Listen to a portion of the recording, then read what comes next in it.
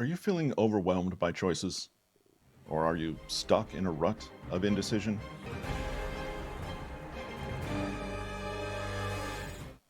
Hello, listeners. It's August 28th, 2025, and welcome back to The Science of Self, where you improve your life from the inside out. For more information on today's show, and if you'd like to learn more about author Peter Hollins, you can check it out at bit.ly/Peter Hollins. Today's featured book is The Art of Strategic Decision Making: How to Make Tough Decisions Quickly, Intelligently, and Safely, written, of course, by Peter Hollins. Today's episode is Chapter 1 from this book, The Core of Decisions, You. In order to make decisions that are appropriate to our lives, we need to understand ourselves. And in this episode, we present one of the foundational ways of reaching that self-understanding by discussing Maslow's hierarchy of needs. While we like to think that we make conscious choices, often the real drivers behind our actions lie hidden beneath the surface. In this episode, we're going to explore how understanding these subconscious influences can unlock greater clarity and control over your life. And with that, we'll look at Maslow's hierarchy of needs. It's a framework that outlines our fundamental desires from basic physiological requirements to self-actualization. We hope you'll stay tuned for this episode. If you like to get a quick summary of the episode, you can check the show notes, get the timestamp for the takeaways at the end, and we'll give you a quick rundown of the primary elements from today's episode. Thanks for joining us, and here's the episode. I say episode too much.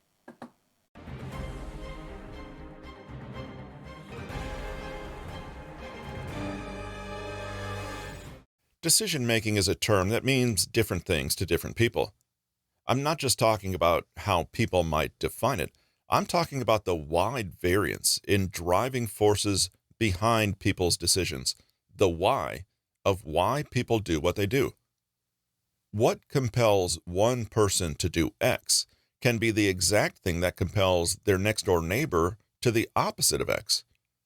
You might rate X as your highest priority and determining factor, while your mother might rate X as an instant deal breaker that will bring shame to the family. Decision making affects us all differently because we're different people. We might be similar superficially. We all wear blue jeans and like showers. We want jobs that make an amount of money that will leave us comfortable, but we don't want to work long hours. We generally like our families and don't wish physical harm to most people. Those are all shallow factors that we are indeed similar in. One of the first factors to consider in any decision is the motivation behind it. These differ drastically in each individual, whether they realize it or not.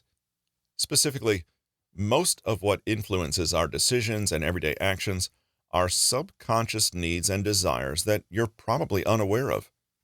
These are the motivations and reasons that we instinctually act upon, yet may not be able to articulate when pressed to clarify. These are what comprise the gut feelings, hunches, or flashes of insight that seemingly come from nowhere. It's because we all have different subconscious needs vying for dominance in our head that seek to influence our actions for greater happiness. You may be able to consciously articulate that you want to eat Chinese food tonight, but that's a one-off decision, whereas your subconscious needs to create a unique pattern of behavior. Unsurprisingly, subconscious desires and motivations have been studied heavily by psychologists over the years. For a brief glance, Sigmund Freud and Ivan Pavlov represent some of the most fascinating findings about our subconscious selves that we listen to far more than our conscious thoughts. Pavlov is generally considered the discoverer of classical conditioning on account of his experiments with dogs. He paired feeding his dog with ringing a bell, and after a few weeks, his dog salivated at only hearing the bell. Of course, the dog was unaware of how he associated the food with the bell. We are similarly controlled and influenced by factors that we don't consciously realize. Freud popularized the notion that we're ruled by childhood events, and there are three parts to our personalities: They're called the id, ego, and superego, which all have varying motivations that tear us in different directions. Our conscious thoughts are only a result of internal forces at war and who's winning at that particular moment. If subconscious desires contribute to our decisions more than we previously realized, then it's clear we have to examine the existing models to categorize them. This allows us to understand what our potential range of needs and desires are. So you might be more aware of what you're influenced by and what you ultimately rely upon to make your decisions. It's an attempt to make the subconscious more conscious. In essence, you're thinking about your thoughts so you can better understand yourself. The three models of subconscious desires and needs are Maslow's hierarchy of needs, Tony Robbins's matrix of human desires, and the Max Neef model of fundamental human needs. Maslow's hierarchy of needs. Abraham Maslow's primary theory is that human beings are a product of a set of basic needs, the deprivation of which is the primary cause of most psychological problems. He encapsulated his findings into a hierarchy, which maps out basic human needs and desires and how they evolve and change throughout life. The important thing is that it's a hierarchy, meaning that some needs cannot be fulfilled until the ones beneath it are. Your location in the hierarchy at any given time is what influences your subconscious needs and desires. The needs are physiological needs, such as food and shelter, safety, love and belonging, esteem, and the final rung, self-actualization. Maslow believed that very few people reached this final level and that most of us achieved only part of our full potential. The hierarchy functions like a ladder. If you aren't able to satisfy your more basic foundational human needs and desires, it is borderline impossible to move forward to the next ladder rung without profound stress and dissatisfaction in life. The higher you are on the ladder, the more of your physical and security needs are taken care of, at which point you start yearning for psychological needs. To illustrate, let's briefly look at how our needs change from infancy to adulthood. As infants, we don't feel any need for a career or psychological satisfaction. We simply need to rest, be fed, and have shelter over our heads. Feeding and survival are our only real needs and desires, and changing diapers, as parents of newborns will tell you. As we grow from infants into teenagers, simply staying alive and healthy doesn't bring satisfaction. We hunger for interpersonal relationships and social fulfillment. What drives us is to find a feeling of belonging and community. Then, as we mature into young adults, simply having a great group of friends is no longer enough to satisfy us. It feels empty, actually, without an overall sense of life purpose. We don't like to feel aimless and like every day is the same as the one before it. If, as young adults, we're fortunate enough to be able to provide financial security and stability for ourselves and our families, then our desires and needs can turn outward rather than inward. It's the same reason that people such as Warren Buffett and Bill Gates start participating in philanthropy to make as big an impact as they can on the world. This is not a stage that everyone will reach in their lives, unfortunately. As you can see, only when you can satisfactorily accomplish one stage can you move on to addressing the next, higher, and more psychologically fulfilling stage. You can't very well be giving all of your money to charity if you don't feel secure in your own basic needs. Simply put, the stages of Maslow's hierarchy of needs are why you feel unsettled and uncomfortable at work if you're at risk of eviction from your apartment. Your apartment represents your more fundamental need for survival and safety, while your work represents a relatively secondary need. The stages of the hierarchy are as follows. Remember that where you are in the hierarchy is what tends to influence your decisions more than you may realize. Physiological fulfillment. This is easily seen in the daily life of an infant. All that matters to them is that their basic needs for survival are met, i.e., food, water, and shelter. Without security in these aspects, it's difficult for anyone to focus on satisfaction in anything else. It would actually be harmful to them to seek other forms of satisfaction. This is the baseline level of fulfillment that must first be met. This is logical because nothing else matters to you if you're homeless or starving. Safety.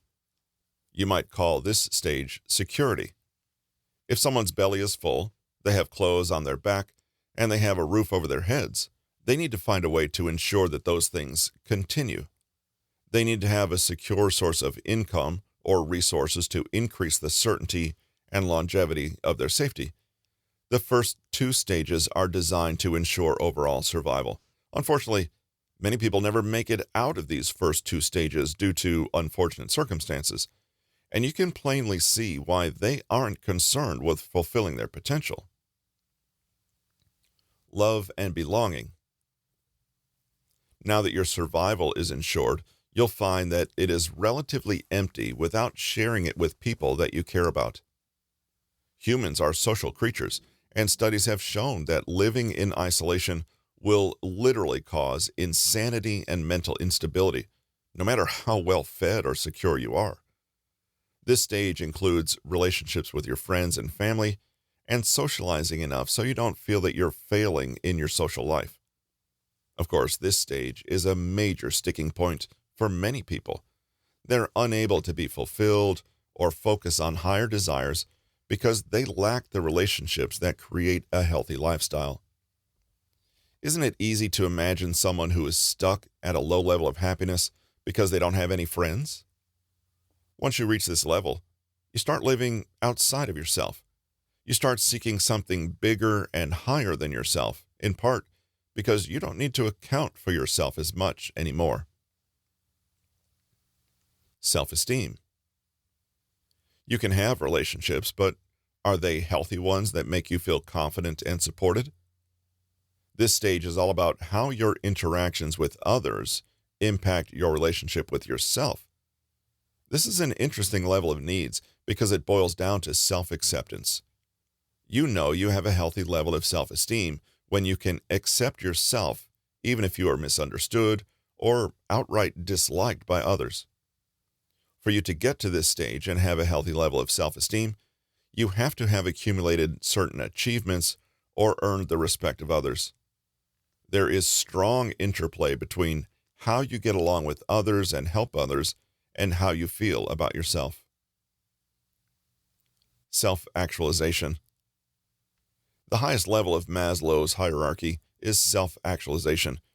This is when you're able to live for something beyond yourself and your needs. This is where people chase self-fulfillment and find their destinies, so to speak. When people finally have the foundations of a great life, suddenly that's no longer enough for personal satisfaction. This is the stage people are at when they say they want to find their calling and purpose in life. They now have the luxury to ruminate on these issues as opposed to worrying about where their next meal will come from. They can focus on a project, idea, or concept that is above their own petty, self-centered concerns. These are people who can set aside their own needs and work for or toward something that is beyond their mundane and self-serving concerns. Sadly, many of us never make it to this stage because we haven't fully satisfied the needs of the prior stages.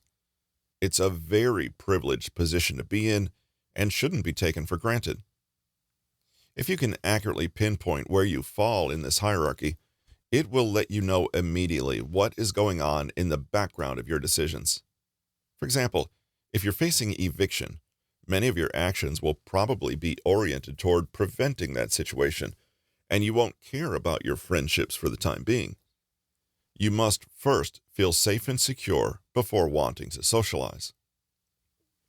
Maslow's hierarchy gives us a template for diagnosing ourselves and what occupies our mental bandwidth more than we might think. You may be stuck at stage 1, physiological fulfillment. If so, you might feel like you just need to get everything together and focus on yourself for a while. You're searching for resources and security, and your decisions will and should reflect that. Can you ascertain whether you're having issues with the following? This is the hierarchy, starting from the bottom. Survival. Security in accommodation and employment. Personal and familial safety and health. Relationships and friendships. Romantic relationships and sexual intimacy. Self-esteem and confidence. Acceptance of self. Self-actualization and fulfillment. If you're struggling with one stage, you know that nothing above or further than that stage matters to you. Whatever your concern is will color your perception, analysis, and decision-making on a subconscious level. Sometimes people look at the various options in front of them and behave as though their current needs are the only ones they'll ever have. But looking back on your life, you can probably see how wrong this is, and that what constitutes as good decision changes with time and really depends on you and what your needs are in the moment. For example, a person preoccupied at the physiological needs level may make career decisions that heavily favor the acquisition of wealth, while those at higher levels may also factor in the value of family life, of personal fulfillment, or of pursuing higher goals like charity. Maslow's hierarchy is just one framework of looking at your subconscious needs. The next framework is Tony Robbins' 6 fundamental human needs.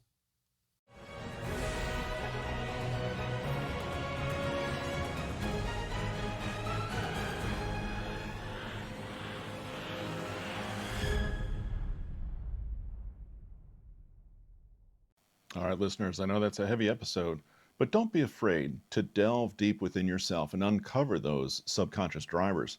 Use them to build a life that truly resonates with your needs and aspirations. Here are the primary takeaways from this informative chapter. Often, decisions can be consciously articulated. If you want Chinese food for dinner, that's easy to justify. But for both quicker and bigger decisions, you're likely more influenced by your subconscious than you realize. The importance of knowing potential subconscious influencing factors is thus extremely high to deciphering your actions. There are 3 models of subconscious needs and desires, and the first is Maslow's hierarchy of needs. He articulates the following needs: physiological fulfillment, like food and shelter; safety, love, and belonging; self-esteem; and self-actualization, a level which he claimed few people reach. Identifying your location in the hierarchy is identifying your subconscious needs, which can then inform how you appraise different choices in life. By making these unconscious needs conscious, we give ourselves more clarity and control over the process of making decisions. Maslow's theory also reminds us that our needs can and do change over our lifetime, and we need to factor this in for longer-term decisions. So, there you have it. Understanding how our subconscious desires influence our choices can be a real game changer. Today, we'll leave you with a quote from Nelson Mandela, who said, "The greatest glory in living lies not in never falling, but in rising every time we fall."